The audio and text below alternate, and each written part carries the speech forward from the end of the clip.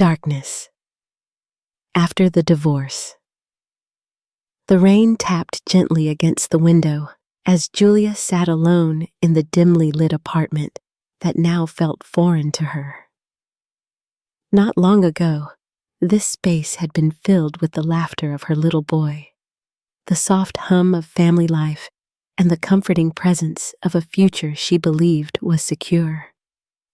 Now, all that remained was an oppressive silence and the persistent ache in her chest, a heaviness that made even the act of breathing seem like a labor. Julia had devoted much of her adulthood to her family, pausing her own ambitions to support her husband's career and create a loving home. She had been the glue, always present at parent-teacher meetings, always the one to pick up the slack. The divorce, when it came, was as sudden as it was cruel. There had been arguments, sure, but she never expected her world to collapse so completely, so quickly. It felt less like a separation and more like an erasure. Everything she'd built was slipping through her fingers. Worse still was the legal battle. Her ex-husband, once charming and loving, had transformed into someone unrecognizable. With calculated precision, he hired a powerful legal team, armed with technicalities and cold efficiency, to challenge her every right. They scrutinized her finances, her mental health, even her choice of friends, painting a portrait of instability that Julia barely recognized as herself. She quickly realized that the law was less about justice and more about power. Whoever had the resources could bend the narrative. Visitation became a nightmare of restrictions and supervised meetings, always dictated by papers stamped with official seals. Julia's role as a mother was suddenly conditional, judged by strangers in courtrooms rather than by the love she had given her child. Each hearing chipped away at her hope, leaving behind nothing but the raw, exposed nerves of someone fighting an invisible, unyielding wall. Outside the courtroom, whispers followed her. Friends who once confided in her now kept their distance, unsure of what to say or whom to believe. Extended family members quietly blamed her, believing only fragments of what they'd heard. The social stigma was nearly as punishing as the legal struggle. Where could she turn for solace when everywhere she went, she was either pitied or judged? Late at night, Julia would scroll through old photographs on her phone, memorizing every detail of her son's smile, the warmth in his eyes, the childish pride he took in the simplest of achievements. Each image was a reminder of what had been stolen from her. Not just her child, but her identity as his mother. There were days when despair swallowed her whole, when it seemed that fighting back was futile against such overwhelming odds. Yet, underneath the despair, there was a small, burning ember of resolve. Julia was slower to recognize it, buried as it was under layers of sadness and exhaustion. But the injustice she faced was too sharp, too personal, to simply accept. As she stared out into the rainy night, she realized that grief alone would not restore what she had lost. Whatever came next, however uncertain and daunting, could only begin when she found the courage to confront the darkness surrounding her divorce. Loss and the abyss. The days following the court's decision seemed to unfold in a haze, marked by a dull monotony that seeped into everything Julia touched. Each morning, she awoke in a room that felt colder, both literally and figuratively, than the day before. The sunlight streaming through the blinds couldn't warm the void left by her son's absence. The silence in her apartment grew heavier, broken only by the faint hum of appliances and the echo of her own thoughts. Her financial situation began to deteriorate almost immediately. With legal fees piling up and assets frozen amidst pending appeals, Julia was forced to make difficult choices. Bills paid late, cherished belongings sold off to cover essentials, even skipping meals to stretch her dwindling funds further. She found herself shuffling through discount aisles, calculating every purchase down to the last penny, haunted by the sense that she was losing everything: her home, her security, and most painfully, her role as a mother. Visitation rights, restricted and highly supervised, became exercises in humiliation rather than healing. Each visit was orchestrated and overseen by caseworkers, the minutes strictly monitored, any sign of emotion swiftly labeled as unfit conduct. Julia was offered only fractured glimpses of her son, a tender touch of his hand, an uncertain smile, his voice reduced to a whisper when he asked why he could not come home. The pain was almost physical, an ache that radiated through her chest, even after those brief meetings ended. The worst were the times when her ex-husband, emboldened by his recent victories, made subtle threats to cut off all contact should Julia act out of line. Powerless, Julia sometimes left these visits more broken than when she arrived. The isolation grew deeper as the weeks wore on. Neighborhood acquaintances, once friendly and warm, now greeted her with awkward glances or avoided her entirely. Whispered rumors swirled, exaggerated versions of court accusations painting Julia as unstable or even dangerous. Relatives who had once cheered birthdays and holidays alongside her now sent only cursory messages, if they reached out at all. Her support systems quietly eroded, leaving her feeling stranded and judged. Nights were the hardest. Julia's mind spiraled with memories and regrets. Every bedtime story cut short, every missed soccer game replaying in her conscience. She lay awake, wrestling with guilt. Had she missed a warning sign? Could she have fought harder, trusted less, loved differently? Depression crept in slowly at first, then set down roots. Days blended together in a fog of exhaustion and self-doubt, sometimes accompanied by waves of panic that left her breathless and afraid. Yet outside her own pain, Julia began to recognize a tragic pattern. She was not alone. Waiting rooms in courthouses, online support forums, even brief, overheard conversations in public spaces revealed the same stories told in different voices. Mothers who had lost children to legal maneuvering. Women stripped of identity and hope by a system favoring power over truth. Their stories became a distant, sorrowful chorus in her mind, mingling with her own grief. Inside this abyss, Julia faced a gnawing question. How does one rebuild after such a hollowing loss? Would she ever reclaim her life, or would she simply learn to exist inside the empty spaces her son had once filled? She did not have the answer, but she began, ever so faintly, to sense that the path out of her darkness might lie in not just surviving, but finding purpose, even if that purpose was yet unknown. The ember of vengeance ignites.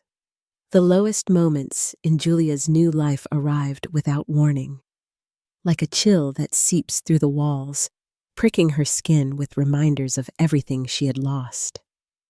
Yet it was one evening, after a day weighed down by humiliating errands, curt messages from caseworkers, and the suffocating absence of her son, that something within Julia shifted.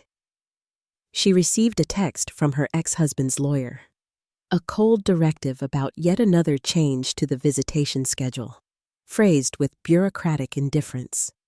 Attached was a legal warning, one she knew was meant to intimidate, strip away her small remaining freedoms, and reinforce her powerlessness. Julia stared at her phone, knuckles whitening as she gripped it, her chest tight with a burning anger that mingled with her grief. She realized then that the rules restraining her were written not just in legal codes, but in quiet conspiracies. In the comfort her ex-husband felt as he manipulated the system, in the resignation of those who told her to move on, and in the silent compliance of a world that assumed the mother must have done something wrong if she lost custody.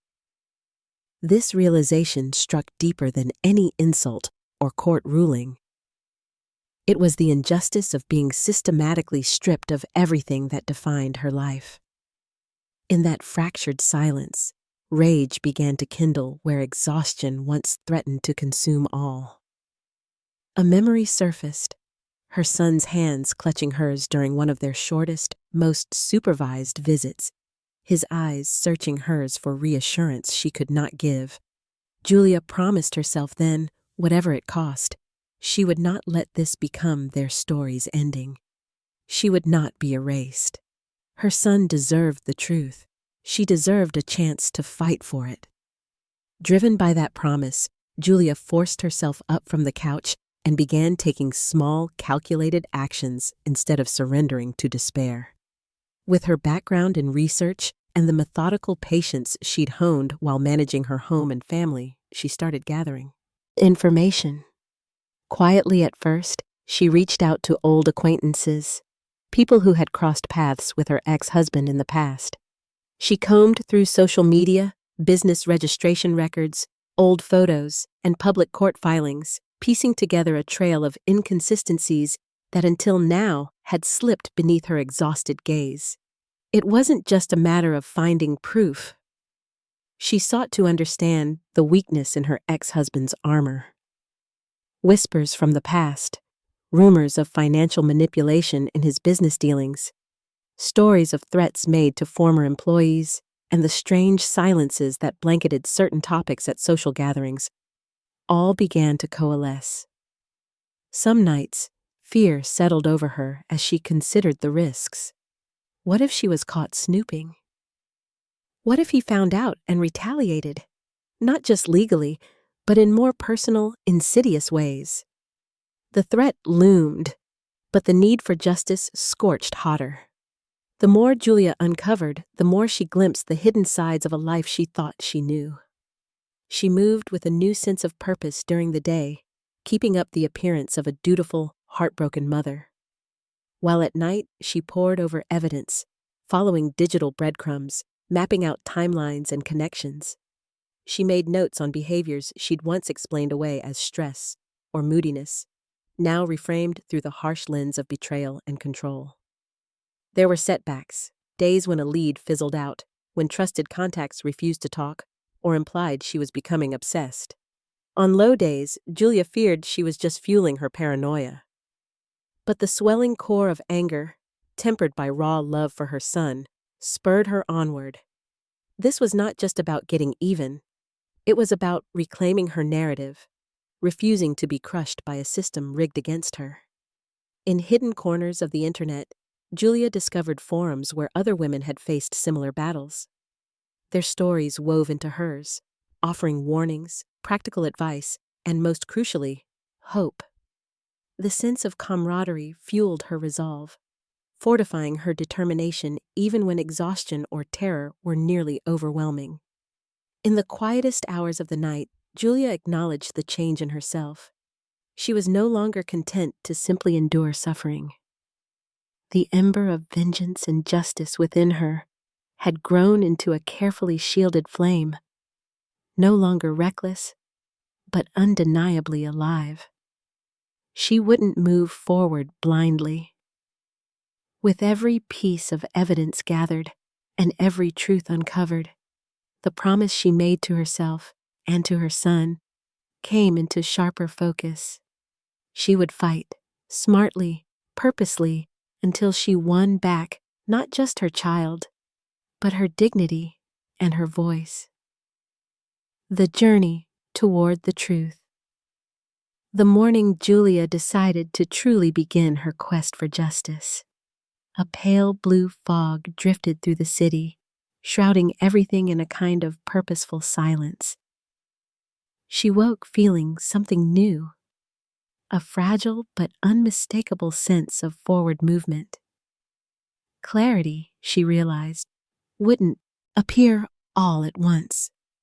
It would come in fragments as she collected shards of truth and pieced them together like a broken mosaic. She started with the smallest clues, things that had never felt important until now. A stray email left open on her ex-husband's old laptop, a hurried phone call he once made in the kitchen that ended with a whisper and a nervous glance in her direction. Julia made meticulous notes, filling every inch of her battered notebook with timelines, names, half-remembered incidents, and questions that had long gnawed at her. With every scribble, her confidence grew, steadying her trembling hands and sharpening her mind. At first, information came slowly. Julia spent long hours in the public library, poring over legal documents she could barely understand, searching her ex-husband's business records online, chasing down obscure references in news archives. Sometimes she nursed a cup of cheap coffee in the back corner, laptop open, eyes darting between search results and legal forums. Other times, she found herself staring at the faded photographs on her phone, a bittersweet reminder of why she had to keep going. Days turned into weeks as Julia established careful routines. Each morning, she called her son's school, pretending to be checking in on his academic progress, hoping to catch the smallest hint of trouble. The teacher's guarded voices told her more than their words, a hesitancy when discussing her son's daily mood, vague references to missed lunches and unexplained absences. Privately, Julia logged these discrepancies, evidence that her ex-husband's household was not the ideal environment he had testified to in court. Nights brought their own kind of work. Julia re-examined every memory, searching for inconsistencies in her ex-husband's stories and behavior. She reached out to former babysitters, school staff, and neighbors, careful to mask her true purpose in case word got back to him. Sometimes she encountered outright fear. A babysitter who hung up the phone the moment Julia introduced herself. A neighbor who lowered her voice in the hallway and refused to speak above a whisper. These reactions, Julia reasoned, could only point to secrets more sinister than she had ever imagined. One rainy afternoon, as Julia sifted through stacks of financial statements from her ex-husband's defunct business, a pattern began to emerge. Bank transactions that made no sense.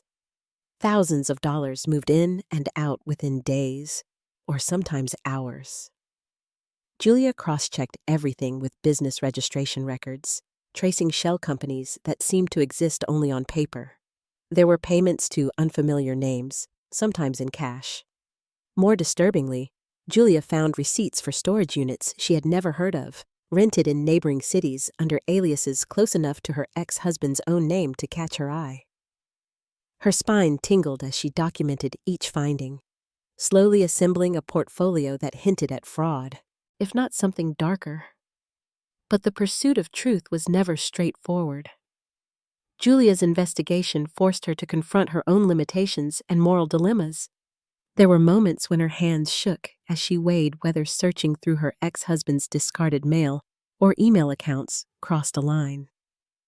She slept in fits and starts, haunted by the unsettling feeling that she was trespassing into forbidden territory, a place where the ethics of justice and the fire of vengeance twisted together until neither was clear. As suspicion mounted, Julia's world gradually became a chessboard, every move calculated and every ally considered with skepticism. She avoided using her home internet for searches that might leave a digital trace, opting instead for public Wi-Fi, or sometimes the borrowed login of an old friend who quietly offered access without asking questions. In her loneliness, Julia discovered a hidden network of online support groups for women who found themselves in similar circumstances. They shared strategies for accessing public records and advice on securing evidence in ways that would be considered admissible in court. Their courage buoyed her during the darkest hours, but their cautionary tales also kept her awake. Stories of women destroyed by retaliation for coming too close to the truth. Complicating her quest was the ever-present scrutiny of the law. Her ex-husband's legal team, sensing perhaps that Julia was growing restless, escalated their efforts to control her. Julia received a pointed letter threatening legal action if she harassed anyone associated with her ex-husband or attempted to slander his reputation. The language in these letters was chillingly clinical, but the message was clear. She was being watched, and the cost of missteps would be high. Self-doubt crept in on quiet days. Julia wondered if she was simply obsessed, chasing ghosts out of desperation, allowing bitterness to warp her perception. There were mornings she lingered over old family photos, yearning for the simpler pain of loss rather than the complicated agony of suspicion. But then, inevitably, she would remember the look in her son's eyes, troubled, questioning, trusting her to make things right. Each time, resolve rebuilt itself like steel within her, stronger than before. Her journey was not without unexpected allies. One afternoon, at a local coffee shop, Julia overheard two women quietly discussing a local businessman's shady dealings. Recognizing her ex-husband's name in their conversation, she gathered her courage and introduced herself. Through hushed voices and careful questions, Julia discovered that her ex-husband had left behind a trail of disgruntled employees, unpaid debts, and fractured partnerships. The women offered contacts, people willing to talk in confidence, some even willing to testify should official proceedings be necessary. Julia's own family, hesitant at first, began to come around when they saw the mounting evidence. Her sister, once critical, started collecting snippets of news articles and even did her own research online. Julia found that, little by little, she was no longer entirely alone. Gathering all her findings, Julia began to draft a detailed timeline of her ex-husband's activities, flagging key incidents and corroborating every discovery with physical proof. Copies of texts, emails, receipts, and eyewitness accounts. She prepared a binder, methodical and precise, ready to withstand the harsh interrogation of a courtroom. There was a flicker of pride at her transformation, from a woman paralyzed by grief to a survivor, and now to a quiet detective, determined, thorough, and relentless. The hardest battles, though, remained internal. Julia struggled with the fear that by digging too deep or moving too boldly, she might jeopardize what little contact she had with her son. She worried her ex-husband might retaliate, that the legal and social risks would outweigh the promise of justice. Yet the alternative, giving up and accepting the system's verdict, no longer seemed possible. As the chapter closed, Julia stood before her kitchen window, gazing through the glass as night crept across the city's rooftops. The journey toward truth, she realized, was not just a path back to her son, but a reclamation of her own strength, dignity, and sense of self. With every revelation, she stepped further from the shadows, preparing herself for the battles and the uncertainties that lay ahead. Unexpected allies. The more Julia uncovered, the clearer it became that she could not navigate this labyrinth of secrets alone. The weight of what she was attempting nearly crushed her in those quiet hours after midnight, when doubts crept in and exhaustion blurred the lines between courage and recklessness.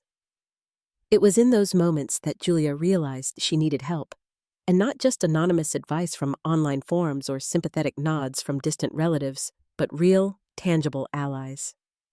She found her first unexpected ally in a place she least expected, a crowded government building, gray and impersonal, where she waited for hours to submit a request for official records.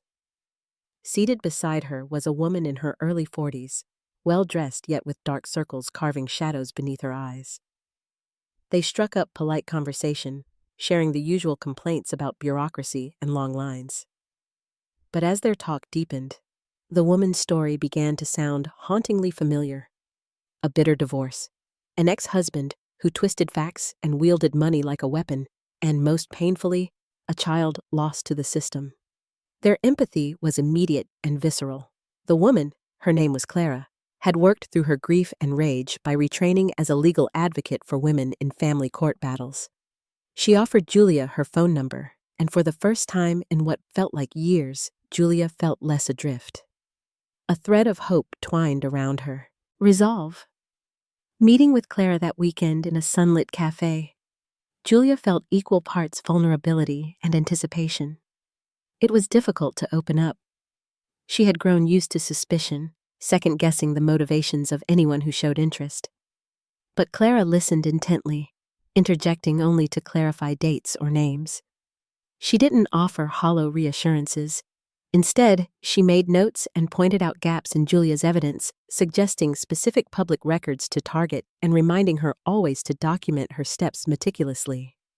Clara explained the power of precedent, of collecting affidavits and sworn statements, and of not underestimating the smaller procedural errors her ex-husband's lawyers might have made in their haste. Perhaps most important, she reminded Julia that even the most intimidating legal teams feared exposure and bad publicity. Powerful men build their strength on silence, Clara said gently. But that silence shatters fast when people start talking to each other. With Clara's guidance, Julia restructured her investigation into a strategic campaign. They built timelines, created backup copies of every document, and practiced how to present evidence without appearing desperate or vindictive in court. Clara also put her in touch with a network of professionals, a forensic accountant who volunteered his time isolating suspicious financial transactions, and a therapist skilled at preparing mothers for emotionally charged depositions and custody evaluations.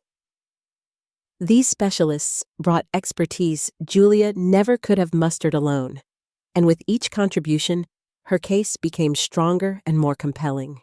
Even as she gained allies in the professional world, Julia's personal network began to shift as well. There was Mrs. Goldstein, her elderly upstairs neighbor, who noticed Julia's late-night research and began discreetly looking out for her, slipping baked goods and small notes of encouragement under her door. "You're not as alone as you think," one note read, embossed in careful, looping handwriting. Perhaps the most surprising support, however, came from within her own fractured family. Julia's younger sister, Mia, who had always kept an uncomfortable distance from her legal troubles, finally asked to meet. Sitting in a quiet park with autumn leaves swirling on the path, Mia admitted, tears in her eyes, that she had believed the negative rumors post-divorce. "I was scared of becoming a target too," she confessed. "But watching you push through all of this, it's changed how I see things. I want to help." True to her word, Mia became Julia's confidant, helping to track down old friends and family acquaintances who had quietly parted ways with the ex-husband. Mia's presence reminded Julia of her childhood strength and the solidarity she once felt in family. Through Clara's legal contacts, Julia found an attorney willing to offer reduced-fee consultations, someone who, after hearing her story and reviewing the binder of evidence she'd meticulously compiled, expressed genuine outrage. "What they did to you isn't just unethical, it borders on criminal," the attorney said. Knowing she now had someone prepared to argue her case in court provided Julia with a new sense of security. Still, forming alliances was not without risk and friction. In her growing network, trust had to be earned carefully. One or two potential informants backed out at the last minute, fearing retaliation from her ex-husband's business associates. There were moments when information turned out to be hearsay, or when even her closest supporters questioned whether Julia's tenacity had crossed into obsession. At times, judgment flickered in their eyes, and Julia had to remind herself that doubt is a luxury for those not fighting for their children. Along the way, Julia learned that sometimes allies emerged from shared suffering. In a dimly lit support group meeting held in the basement of a local church, she met a handful of other women with eerily similar stories. Gradually, they exchanged resources and strategies. One woman recounted how she'd exposed her ex's hidden assets. Another gave contact details for a social worker sympathetic to battered mothers. These connections, while not lifelong friendships, formed a clandestine sisterhood unified by the stark reality of their struggles. Their collective experience mapped out both pitfalls to avoid and opportunities to act. Meanwhile, opposition grew more overt. Julia's ex-husband, perhaps sensing her changing fortunes, began applying pressure where he could, disparaging her to mutual acquaintances, threatening legal action against anyone who spoke up on her behalf. A brick was thrown through Clara's office window late one night, rattling the whole legal aid team. The message was, chillingly, clear. The closer Julia and her allies drew to the truth, the greater the resistance. But Julia was done retreating. When she saw fear flicker on Clara's face, she forgave herself for the days when she had wanted only to disappear. "I am not just fighting for myself," she told her allies one evening, voice trembling but sure. "I'm fighting for any woman denied her voice. If we back down now, the silence wins." Together, Julia and her allies pressed on. Every meeting, every late-night Skype call, every sleepless hour combing through financial records or organizing statements united them and elevated Julia's cause beyond her personal loss. She was fortified by the community she had never expected, and the resolve that none of them, now, would be left unheard or alone. As the chapter ended, Julia sat amid stacks of documents, ringed by the soft golden lamplight of midnight. In place of the isolation that had once nearly drowned her, stood the unwavering support of her allies. Her battle had become more than a solitary quest for justice. It was now the campaign of many who had been wronged, with Julia standing at their front, unwilling to yield another inch to the darkness. The relentless battle for her child. To outsiders, the papers Julia filed with the court might have looked like just another round of legal skirmishes in a bitter divorce. But for Julia, every document, every meeting, every confrontation in the months that followed was charged with a desperation so consuming it threatened to shake her to the core.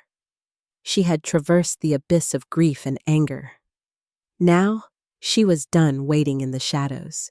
Resolve crystallized into action. It was time to fight openly, fiercely, and without apology. Her strategy was multi-layered and relentlessly thorough.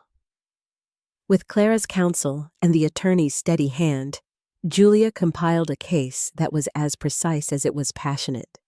The binder she presented to the court bulged with testimony, forensic accounting, timelines that mapped her ex-husband's every significant move, and the evidence of manipulation and neglect she'd painstakingly assembled. Witness statements included those from former babysitters, school staff, neighbors, and even distant relatives, all pebbles that, together, began forming an avalanche. But as the legal process intensified, so did the psychological warfare. Her ex-husband's lawyers responded with blizzard-like precision. Demands for more paperwork, attempts to have evidence dismissed on the grounds of technicalities, subtle insinuations about Julia's emotional state and motivations.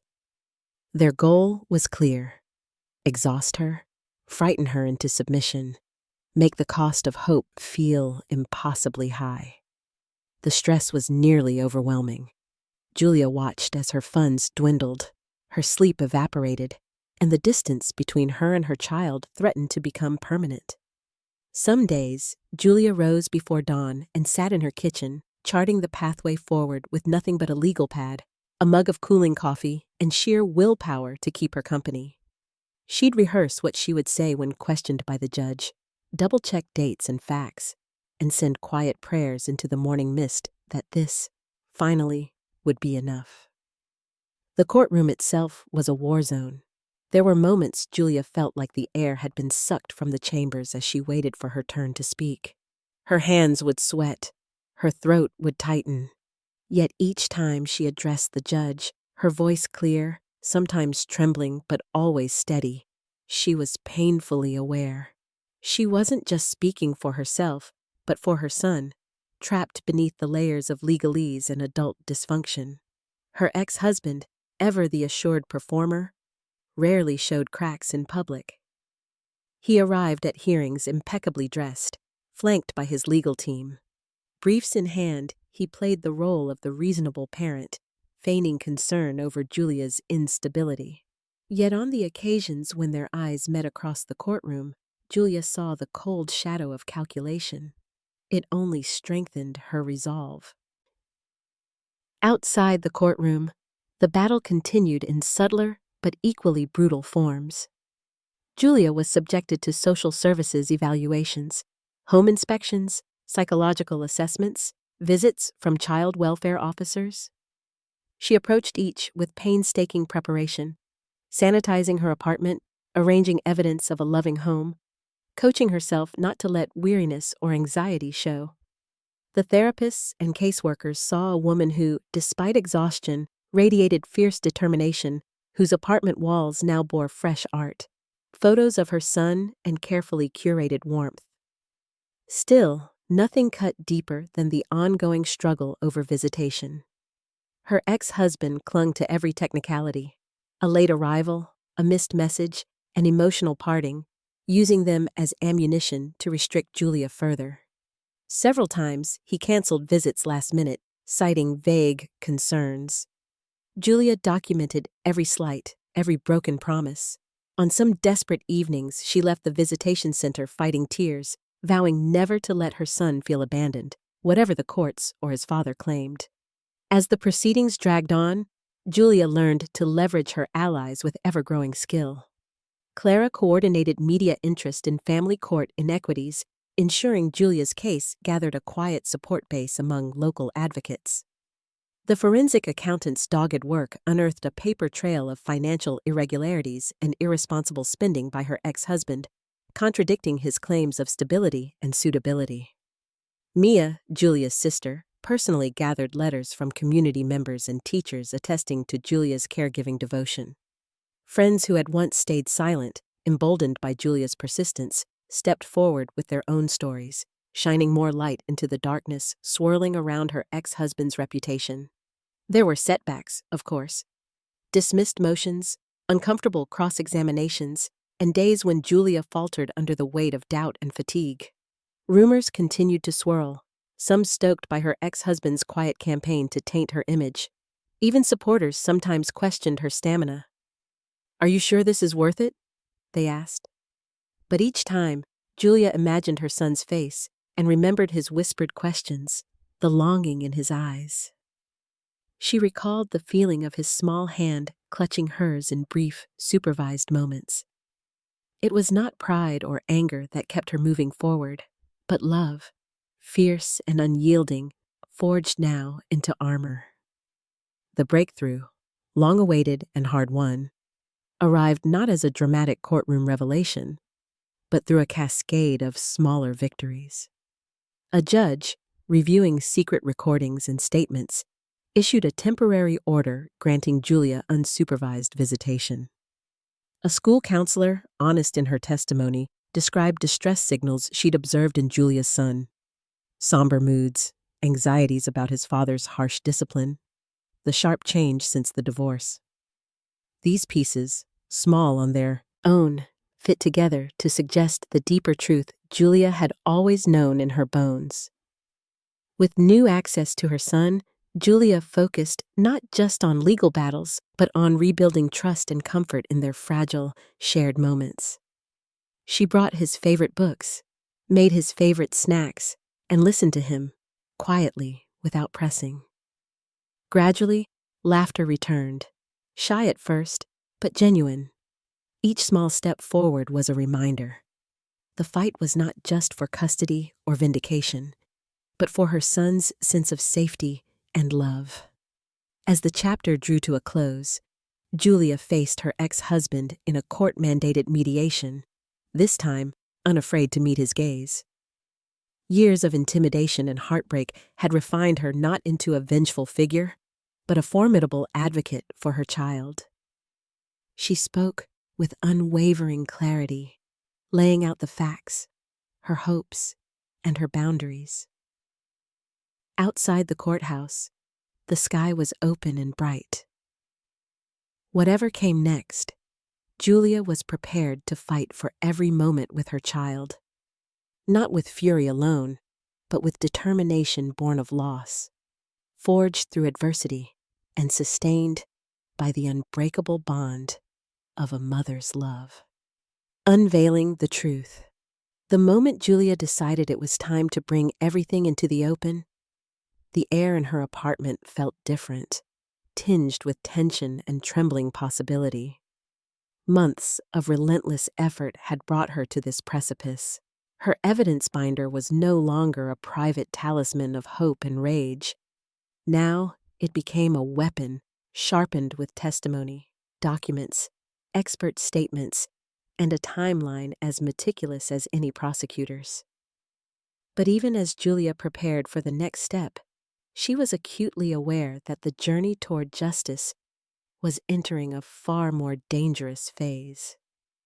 She began by consulting with her attorney and Clara, who both understood the magnitude of what was at stake. The evidence Julia possessed transcended ordinary divorce drama. It pointed to deeper wrongdoing, fraud, manipulation, and child endangerment that could not remain secret.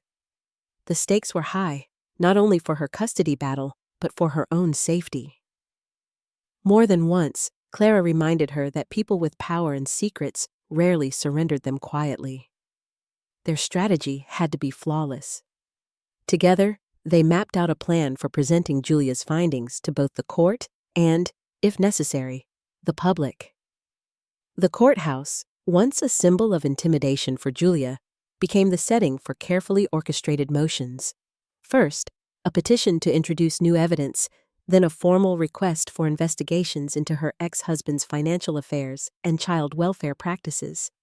Each move was backed by documentation, corroborated by witness affidavits, and where possible, accompanied by subtle media inquiries to prevent the details from disappearing behind closed doors.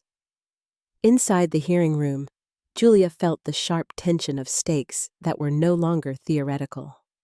The judge, initially distant, became engaged as the pattern of discrepancies and misrepresentations unfolded. Julia's attorney guided the narrative with surgical precision, allowing Julia to testify only when her words would have maximum impact.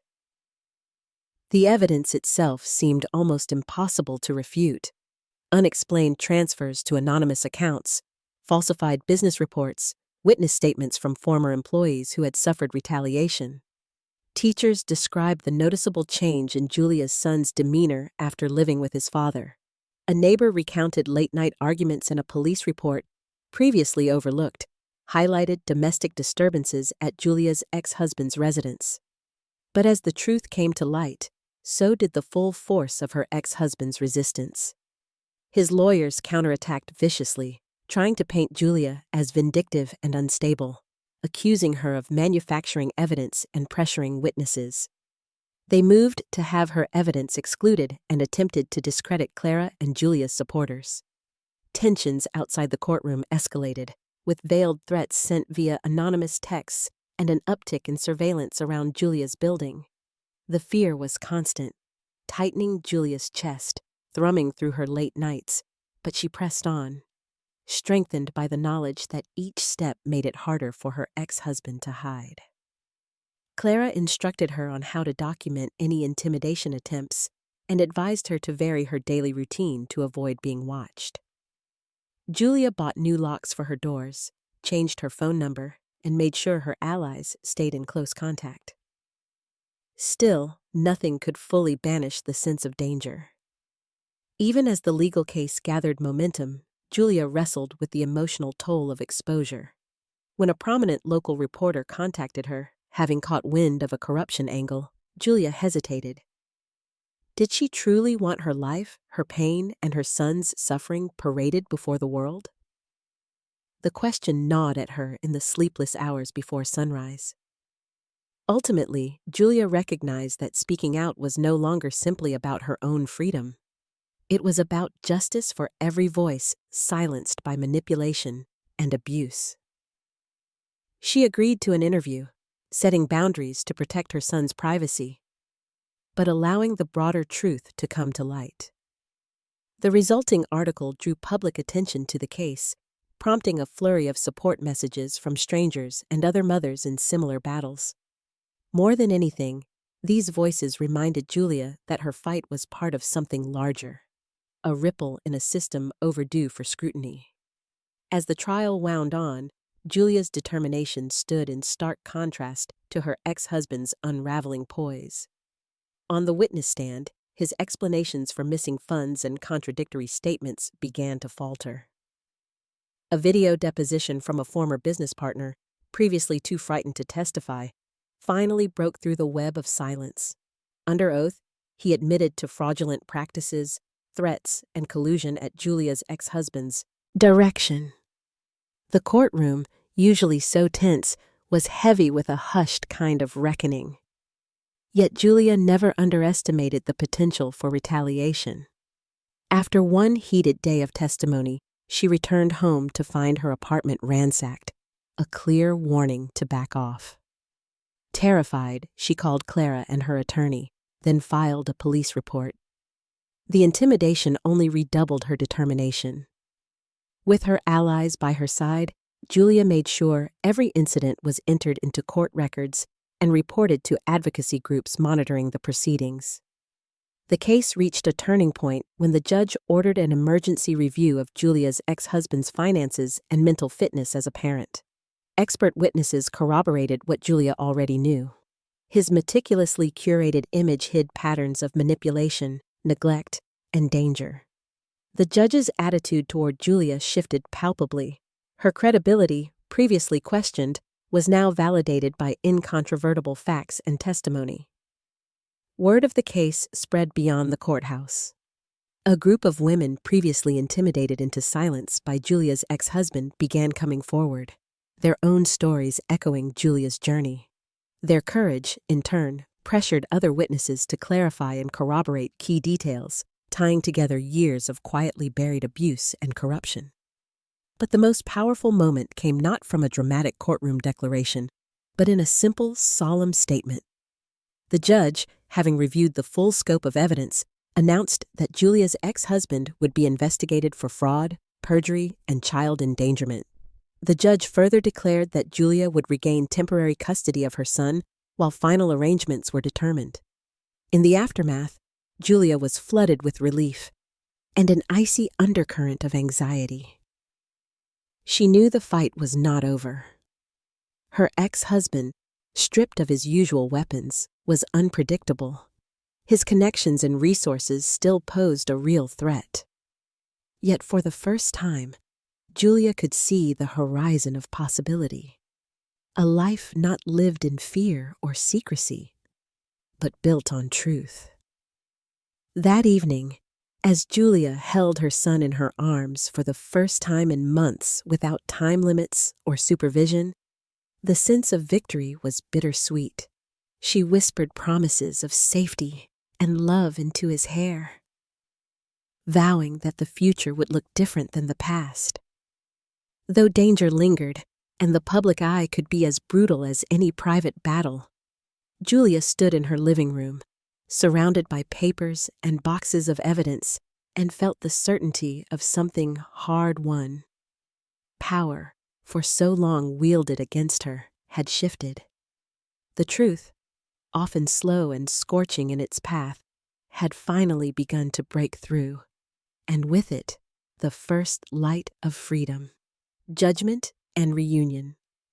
The morning of the final court ruling dawned gray and humid, the city's air thick with a sense of expectation that seemed to settle even in Julia's bones. Sleep had eluded her the night before. She'd lain awake, mind racing with fragments of every statement, every piece of evidence, every small, cumulative act of hope that had led her to this day. Yet, as sunlight crept through her bedroom window, she felt a strange calm descend, like the hush that follows a storm. But before devastation or relief fully settle, Julia dressed with deliberate care, every gesture measured, a conservative navy dress, her mother's locket around her throat, comfortable shoes. She wanted to look not defiant or desperate, but quietly resolute. Across her small kitchen, her sister Mia offered a shaky smile and poured coffee into a travel mug. They shared no words, none were necessary. Both women, weathered by heartbreak and hope, moved with the kind of silent understanding only forged in adversity. The courthouse, with its cold marble floors and fluorescent lighting, felt unchanged. Yet Julia sensed a shift in the atmosphere as soon as she entered the courtroom. There was Clara, already busy with stacks of documents, her attorney scanning their statements one last time, allies and observers filling the public benches. Julia's ex-husband sat across the aisle, his expression impassive, flanked by his legal team.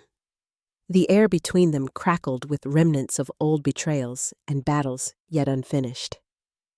As the judge entered and the room rose in silent deference, Julia's heart hammered once, then steadied. She met the judge's gaze directly, feeling the weight of months, no, years, of struggle hang in the space between them. The hearing began with customary legal formalities, each attorney making final statements.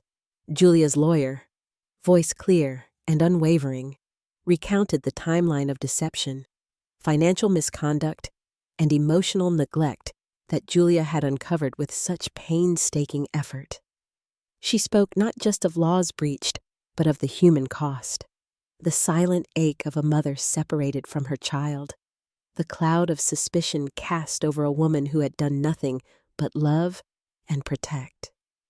Her ex-husband's defense was aggressive, doubling down on attempts to discredit Julia's character. Yet for each accusation, there stood a document, a witness, or a neutral expert to refute it. The judge listened, face inscrutable, asking pointed questions when manipulation or ambiguity surfaced. It was a trial not just of facts, but of credibility and courage. Through it all, Julia sat upright, hands folded in her lap to hide their tremble, refusing to avert her gaze, the very picture of dignity in the face of uncertainty. The final moments before the verdict stretched impossibly long. The judge sifted through the mountain of evidence, pausing occasionally to annotate the stacks before him. Every whisper in the courtroom sounded louder than a shout. Julia pressed her heels to the floor, grounding herself as memories of hospital rooms, playgrounds, bedtime stories, and empty court-mandated visitation rooms flashed behind her eyes. At last, the judge spoke. His words were carefully chosen, and every sentence hung heavy in the air. He recognized first the sustained pattern of manipulation and deceit orchestrated by Julia's ex-husband, the hidden bank accounts, the false testimony, the intimidation of witnesses. He acknowledged the emotional repercussions for both Julia and their son, noting how the boy's happiness and stability had deteriorated in the months following the separation. Then, the words Julia had hardly dared to hope for. The primary custody of their son would be restored to her. Provisions were set for ongoing supervision and counseling to ensure a healthy transition, but the essence was clear. Julia had prevailed not just in court, but in reclaiming her role as mother and advocate. Additionally, a portion of their shared assets would be returned to Julia, and her ex-husband would be investigated further for possible criminal charges relating to fraud and perjury. The ruling was firm, just, and above all, public. A quiet vindication for Julia and every witness who had stood by her side. For several seconds, Julia sat frozen. Relief thundered through her in waves, swamping anger and grief, leaving behind only grateful tears. Clara gripped her hand so tightly it hurt. Mia wept openly, shoulders shaking with the release of fear and anticipation. Julia's attorney nodded in triumph, while allies among the gallery exchanged glances that spoke of shared victories even beyond this case. Her ex-husband's corner, meanwhile, erupted into subdued chaos, lawyers conferring in urgent whispers, a man once so controlled now pale and rigid. As Julia left the courtroom, strangers reached out to give her gentle, supportive looks, some even small hugs or words of encouragement. She was no longer a figure of rumor or suspicion, but someone who had fought, endured, and inspired. A local journalist approached, notebook in hand, but Julia just smiled and shook her head. Not today. This moment was not for the public, but for the quietly brave. Afterwards, the official reunion with her son took place in a safe, child-focused space set up by the court, supervised only as a technicality. Julia, still trembling, waited at a table cluttered with toys and coloring books. When her son ran into the room, confusion gave way to a shy, tentative smile. Julia opened her arms, fighting tears. He crossed the space quickly, burying his face in her shoulder as she knelt and held him. Months of separation collapsed into that fragile, perfect embrace. 1,000 apologies murmured into his hair. 1,000 silent promises to never let him go again. They sat together for a long while, speaking softly about everyday things: school, soccer, favorite dinners. The outside world, with its judgments and complexities, faded away for a few precious minutes. Julia noticed the small changes in him, a wariness in his eyes, the way he glanced at the door. Determined, she vowed to restore every shred of trust, every ounce of childhood he had been denied. Days later, Julia and her son moved back into their apartment. There were balloons, a homemade banner from Mia, and a cake decorated with crooked lettering. Life felt fragile, but intensely real. Neighbors who had once avoided her now offered casseroles, apologies, and, most meaningful, acceptance. Word of Julia's victory traveled quietly but insistently through her community. She received letters from other women, sometimes strangers, whispering their own stories and offering thanks for her example. Though social judgment never disappears overnight, Julia began to perceive a transformation. Where once had been pity or suspicion, there was now respect, sometimes even awe. She was seen not simply as a mother desperate for her child, but as a survivor, a fighter, and a symbol of what persistence, truth, and love could achieve when pitched against money and power. Reunion was only the beginning. There would be therapy appointments, rebuilding of routines, new legal hurdles, and the careful tending of wounds invisible to the eye. But for Julia and her son, the future had opened, uncertain, but undeniably theirs.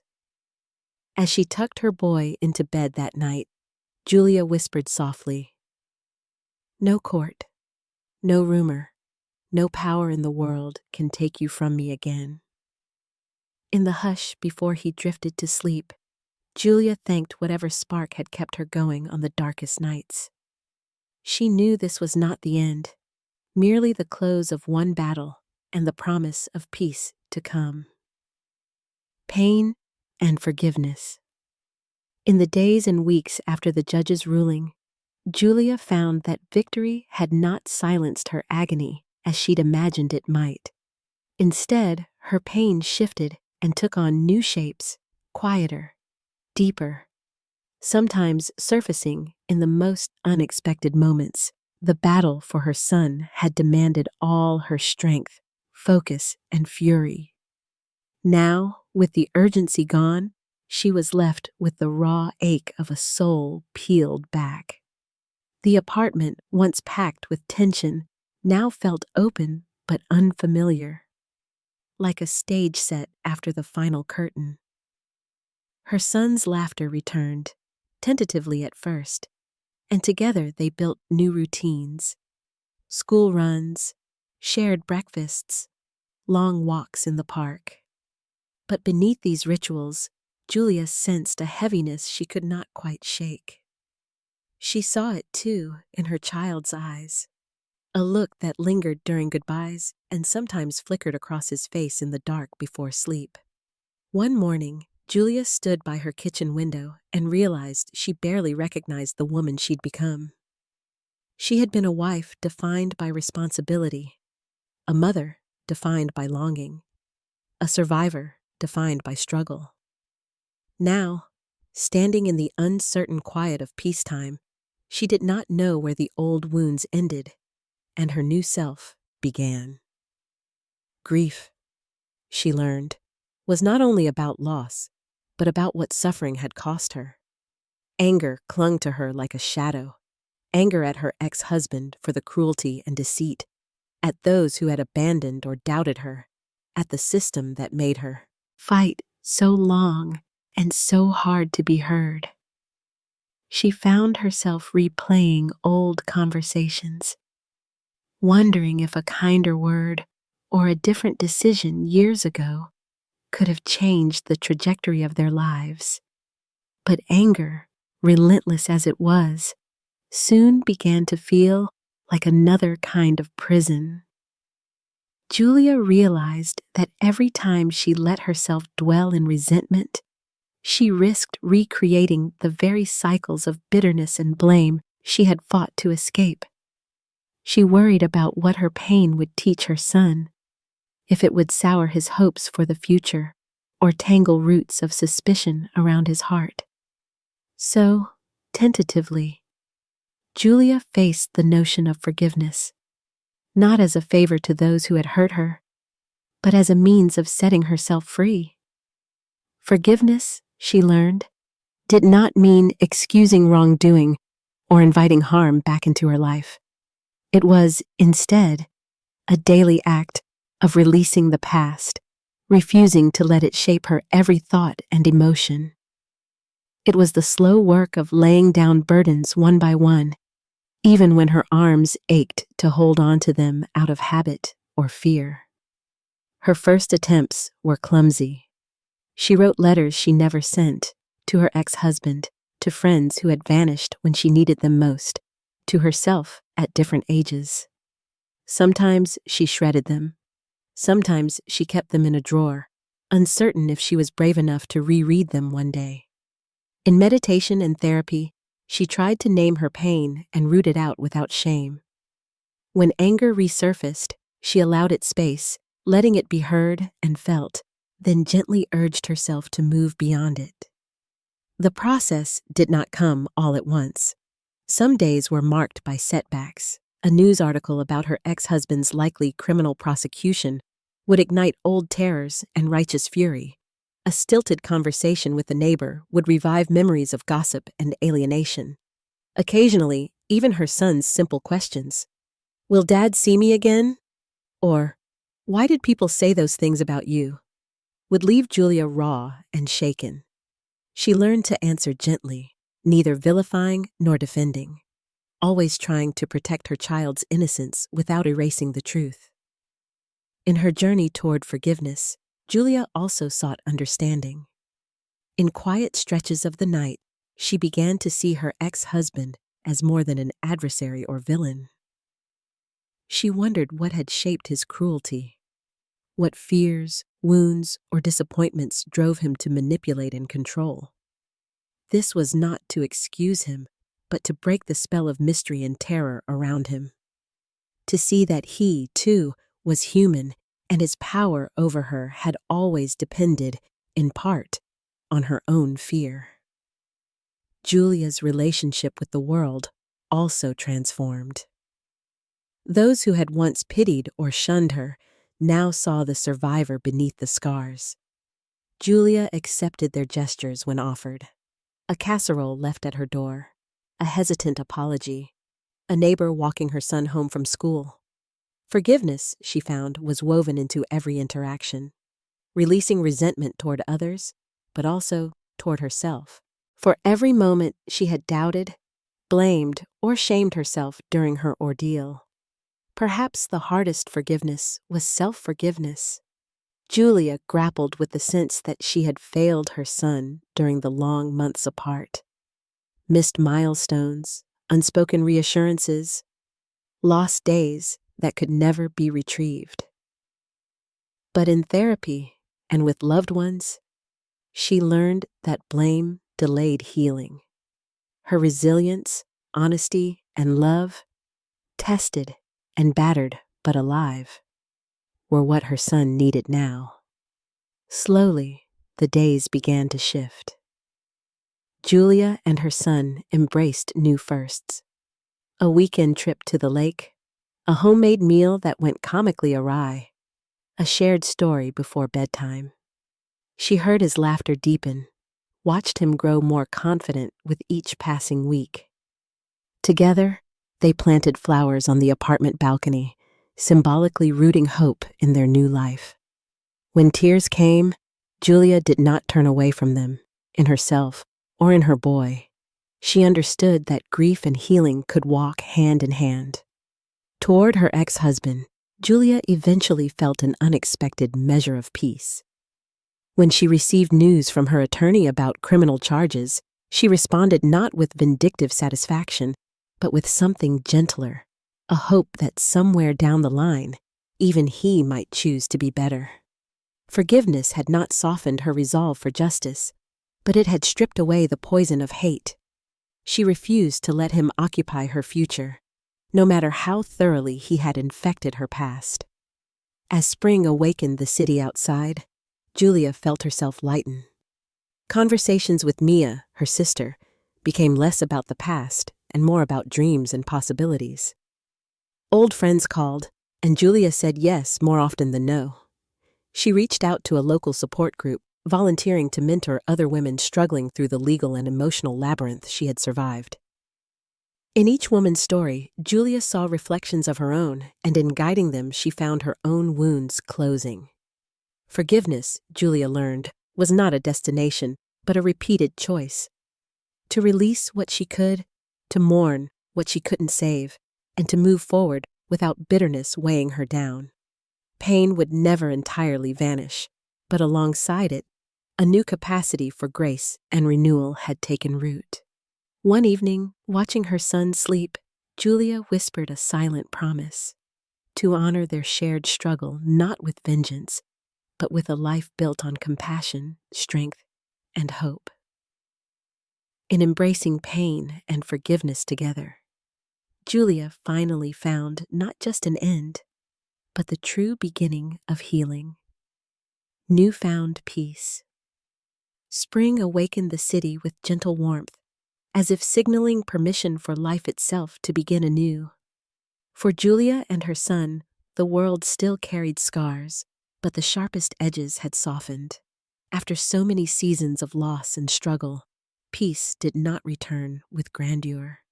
It crept in quietly, like morning sunlight slipping past curtains, illuminating what had long been left in shadow.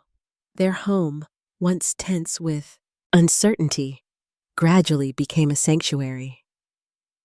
Julia redecorated, removing the last traces of her old life and filling the rooms with soft colors, laughter, and small tokens of hope. Her son, at first uncertain in their new routines, grew accustomed to safety. No longer did he flinch at unexpected knocks or look nervously over his shoulder. Each day, Julia saw him settle more comfortably into childhood. The way he sprawled on the living room carpet with books, filled the apartment with silly songs, or found delight in a simple pancake breakfast. Still, healing was a process, not an event. Even peace, Julia discovered, arrived in layers. There were days shadows returned, her son's tears at night, or sudden silences when something reminded him of the past. Julia didn't rush these moments. She sat with him, sometimes holding his hand until words returned, sometimes letting the silence sit between them like a gentle companion. They built new rituals together, planting peppery marigolds on the windowsill, taking long evening walks along the river, sharing stories at bedtime about brave people and happy endings. For Julia herself, peace meant learning to trust again, her own instincts, the world around her, even her right to happiness. At first, she found herself scanning faces at the supermarket, jumping at voices in the hallway, expecting disappointment or confrontation. Gradually, the vigilance faded. Her neighbors, once wary or distant, now offered friendly greetings. When Julia's landlord stopped by for routine repairs, he brought muffins and asked after her son's soccer team, a gesture as healing as any therapy. Financial stability came slowly, built from determination layered over necessity. With support from local charities and the assets she had reclaimed, Julia trained for part-time work as a counselor at a children's center. Helping kids and families navigate crises, she found that her story, once a source of shame, could be a bridge to others in pain. Her lived experience became a toolkit. She understood not just procedures, but fear and despair, and how small acts of kindness could rescue a life adrift. Parent-teacher meetings, once a gauntlet of anxiety, became moments of pride. Julia attended every school event with open joy, cheering at her son's science fair and chaperoning a spring field trip to the local zoo. She relished being called Mom in public again, the word now cleansed of suspicion, no longer weighted with loss, but lifted by love and respect. Within her small circle, Julia became known for resilience and empathy. She organized evening coffee hours for mothers rebuilding their lives after trauma, offering her apartment as a safe space. Over time, the gatherings blossomed.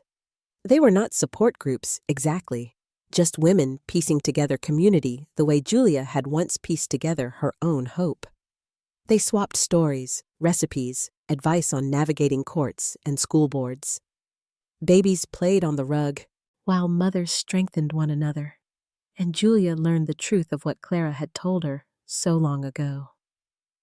Silence is power's best ally, but hope multiplies every time we speak up. Her son blossomed too. Though some wounds lingered, he developed new confidence in academics, in friendships, and most of all, in the unbreakable reliability of his mother. On weekends, Julia took him to city libraries, art workshops, and neighborhood soccer games. They hosted movie nights with popcorn and mismatched pajamas. Julia watched as he formed bonds with other kids who had weathered storms of their own. Sometimes he'd whisper questions about the past, and Julia answered with gentle honesty, shielding him from bitter details while never obscuring the triumph of survival. News of Julia's journey and of the cracks she'd helped expose in the legal system spread through community networks and local press. Her willingness to speak out, always placing her son's privacy first, ultimately inspired broader change. She was invited to join committees evaluating family court policies, advocating for greater accountability, transparency, and sensitivity toward mothers and children who had been wronged. Julia accepted these roles with humility. Public appearances still made her anxious, but she understood the necessity. When she addressed judges, social workers, and policymakers, she did so not as a victim, but as a witness to endurance and the possibility of transformation. She advocated for protective legislation, more robust mental health resources, and training for court personnel to recognize manipulation and coercion. Deep within, Julia recognized that true peace was more than the absence of conflict. It was the presence of dignity, choice, and gentle expectation for better days ahead.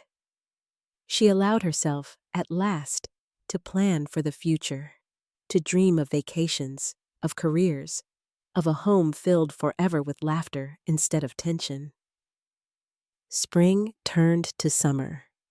Julia and her son hosted picnics in the park, hiked city trails in borrowed boots, and learned to make new traditions, annual movie marathons, Mother's Day cupcakes, notes tucked into lunchboxes with silly cartoons.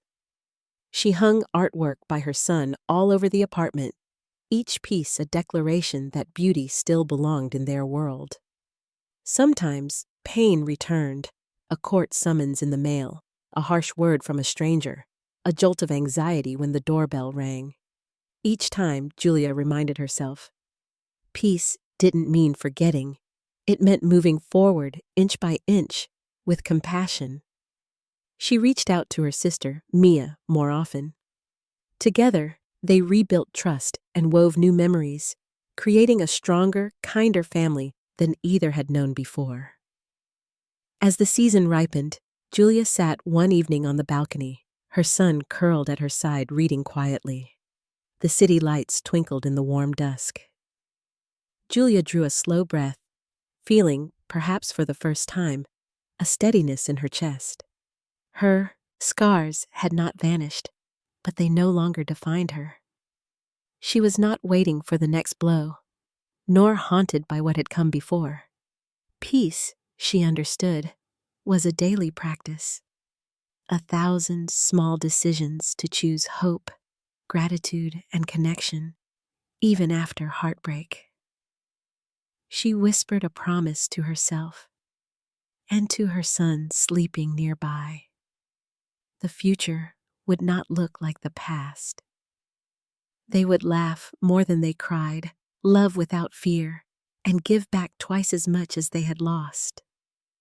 In this new, hard-won reality, Julia finally allowed herself to rest, bathed in the quiet certainty that, at last, they were safe. And as the moon reflected off the city's rooftops, Julia understood. This was not simply the end of struggle, but a true beginning.